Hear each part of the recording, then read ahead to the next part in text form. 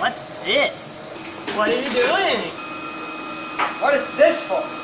Can I touch it? What's in here? Well, what's it for then? What's in here? What's this for? What?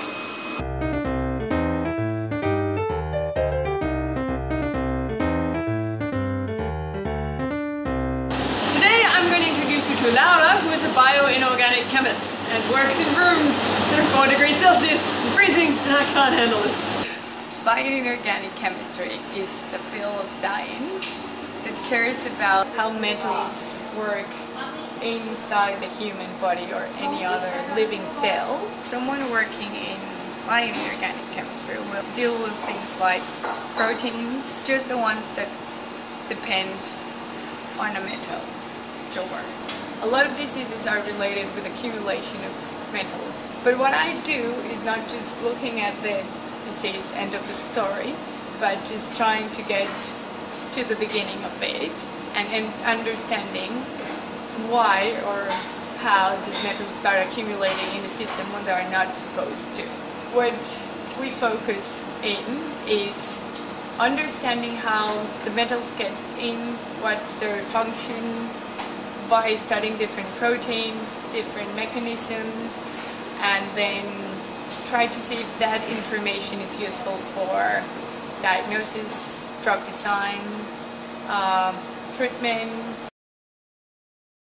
So that's how we grow cells to get the proteins. We're growing bacteria cells, which are really robust cells to grow whatever you need inside. I grow the bacteria.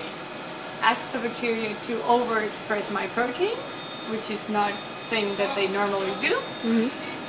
Then I break down the cell wall, get all the soluble stuff out of it, and load it into the column. Whatever likes the resin will stick to it, whatever doesn't will go.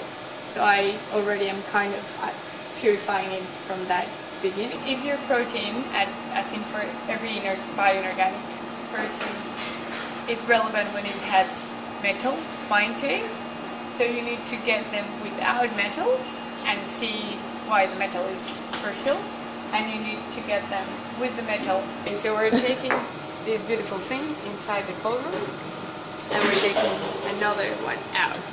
This is the cold room. Everything in here is cold. I'm freezing my ass off. For any bioinorganic chemist, the cold room is the place to be. These proteins and things, after being purified and taken out of the cell, they don't like to be at room temperature because they will die, degrade, or just lose their activity. So a lot of things we run them inside the cold room to prevent anything bad to happen to our proteins and the things we're working on. Oh, we do something else. Oh, thank God we're leaving. Not for longer. Oh God, we're going back. I have no idea how cold I am. Okay, after purifying my protein using a column, it's ready to go for 2 TSAs. A couple of things that are really sensitive to oxygen, and we need to keep them in a glove box. It's basically a sealed box full of nitrogen.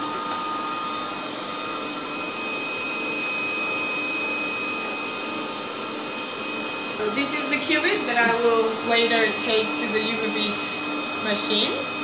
So right now I'm going to fill half of it with something that it has been stored here to prevent it to react with oxygen. We're going to start activities. So this thing right now is my protein, one side my substrate or the reagent we got from the glove box, colorless, and open, mix it, make sure it's mixed, it's already yellowish, put it back and continue recording, and we start seeing that the signal starts coming out really fast. Shouldn't be that fast.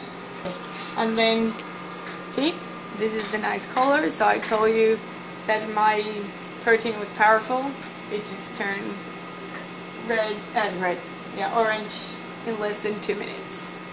So this is how you test things. When you produce mutations on your protein and want to test different metals or different interactions, you use a reagent that we call a substrate and just mix it with our thing and see if things like this happen. To grow the cells, it takes 24 hours. To isolate the first run, it takes 17 hours. To do another run of another column takes 2 hours. Then to incubate it in copper, 4 hours. To that little column that we just did, it's 15 minutes. And then 2 minutes. And you have to do that with every single thing. If you already have it in the cell, but if you don't, then you got to go to the DNA thing. That will take at least a week per sample. Well, thanks for sharing everything with us today, Laura. You probably have a lot to do, so I'll let you get back to it. Okay, don't you have work to do? But you can always use all your body parts. You don't need to be flexible to be a bioinorganic chemist, but it helps.